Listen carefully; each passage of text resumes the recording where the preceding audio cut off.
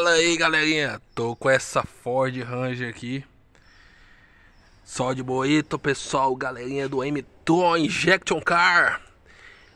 Tô com essa Ranger aqui, pessoal, é o seguinte, igual quando você liga a chave e desliga, fica fazendo um barulho aqui nas portiolas, onde vai o filtro do ar-condicionado, entendeu? Essa abertura aqui ela fica vibrando, entendeu? E olha aqui o probleminha aqui, ó.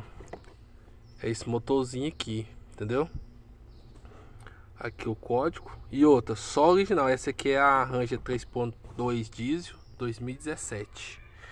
Viu, pessoal? Dó você vê esse baú, dó liga a chave e fica fazendo vibrando o painel.